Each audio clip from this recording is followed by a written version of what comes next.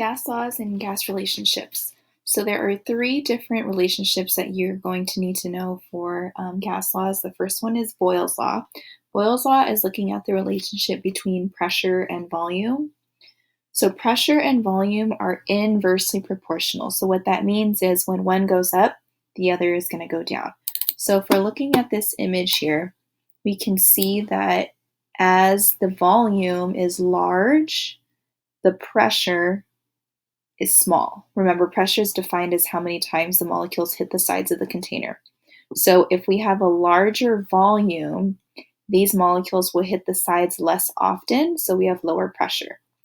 If we decrease that volume, now we have higher pressure because these molecules will hit the sides of the container more often. So that's what we call inversely proportional. Okay, so the formula we are going to use is P1 V1 equals P2 V2. And the P1 and V1 are your initial conditions, and the P2 and V2 are your final conditions.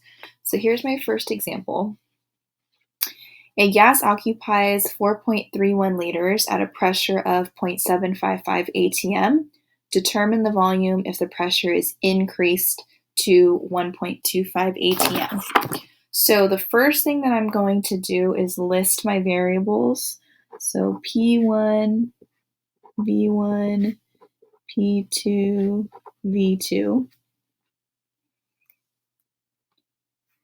4.31 liters and 0.755 atm, those are my initial conditions, so those are going to be my ones. So liters means that that's volume, so 4.31 liters. 0.755 atm is pressure, so that's my P1. Determine the volume if the pressure is increased to 1.25 atm. So that's going to be my P2. And I am solving for my V2 because it says determine the volume. Okay, so my formula is P1V1 equals P2V2. So I'm solving for V2, so I want to get V2 by itself. Because P2 is being multiplied by V2, I'm going to do the opposite of multiplying and divide P2 to the other side.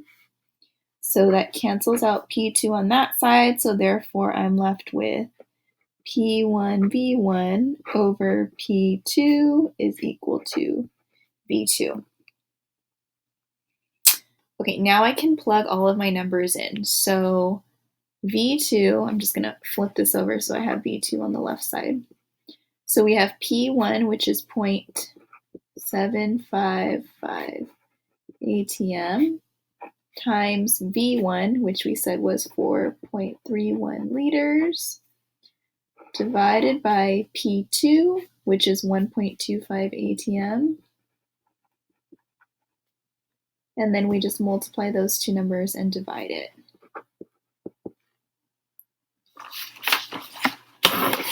So on my calculator, what I'm going to do is put 0.755 times 4.31 and divide by that 1.25. So we get 2.6. I'm just going to round that to 2.60. And remember, we're looking at volume, so my answer is in liters. So that's Boyle's law, pressure and volume. The next relationship we are looking at is Charles's law. Charles's law is looking at volume and temperature. So volume and temperature are directly proportional, which means that when one increases, the other increases as well.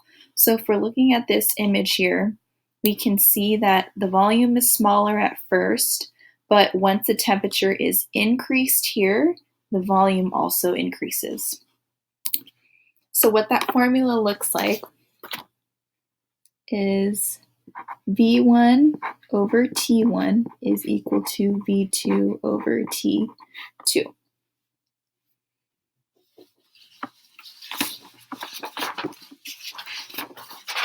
So here's my example. A container holds 50 milliliters of nitrogen at 25 degrees Celsius. What will be its volume if the temperature increases to 35 degrees Celsius? So I'm going to write my variables out just like I did with Boyle's law.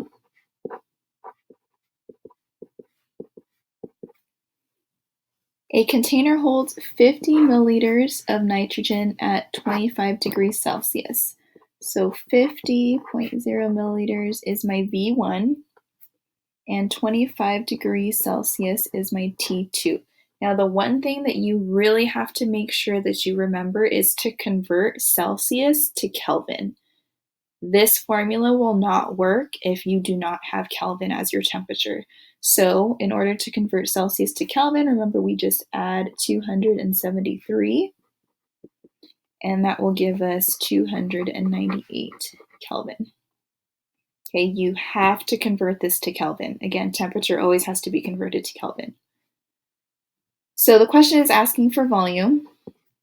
If the temperature increases to 35 degrees Celsius, remember we are converting this to Kelvin. And when we add 273, we get 308 Kelvin. Okay, great. So now I can plug in these numbers and solve for V2. So V1 over T1 equals V2 over T2. Okay, so we are solving for V2. Right now, V2 is being divided by T2. So I need to do the opposite of dividing, and I need to get T2 to the other side by multiplying. Okay, so these two cancel out, and so I'm left with T2 times V1 over T1 is equal to V2. So I'm just going to flip those so that V2 is on this side, and I'm going to plug in some numbers. So T2 is 308 Kelvin times V1, which is 50 milliliters, over T1, which is 298 Kelvin. Okay, so again, I'm just going to plug this into my calculator. So 308 times 50 divided by 298. That gives me 51.6. And I'm just going to round that to an 8. And again, we're looking at volume, and we use milliliters for V1, so I know that my V2 will also be in milliliters. So we have 51.68 milliliters for our answer. Okay, again, with Charles's law, you want to make sure that you are converting your temperature into Kelvin. Okay, for volume, you can use liters or milliliters. It just depends on what's given to you, but you want to make sure that your units for V1 and V2 are the same. Okay, the last law that we are going to look at is Avogadro's law. So yeah, this is the same Avogadro that came up with 6.02 times 10 to the 23rd molecules. He also came up with this law, which is looking at the relationship between volume and moles, and they are directly proportional. Again, that means when one increases, the other one increases.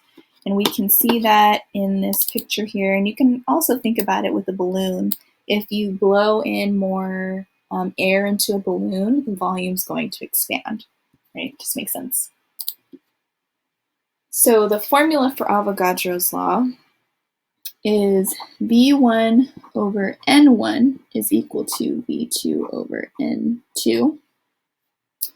The example we are going to look at is if 0.95 moles of O2 has a volume of 20 liters, what would be the volume of 1.35 moles of O2? So again, we're just going to list the variables. So we have V1, N1, V2, N2. If 0.95 moles of O2 has a volume of 20 liters, so I know that 0.95 moles is going to be my N. 20 liters is my volume. So in this case, we're using liters. That just means that my V2 will also be in liters. What would the volume be? So we're solving for V2 of 1.35 moles of O2. So 1.35 moles. Okay. Again, I'm just going to write the formula. And we are going to solve for N2. We're solving for V2, so I have to get N2 to the other side by multiplying by N2. That cancels out, and so I'm left with N2 times V1 over N1 is equal to V2. Okay, again, I'm just going to flip those and plug in some numbers.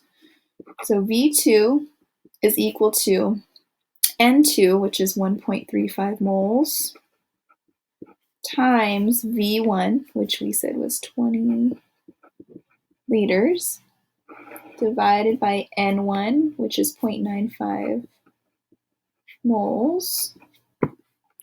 And let's plug that into our calculator. So 1.35 times 20 divided by 0.95.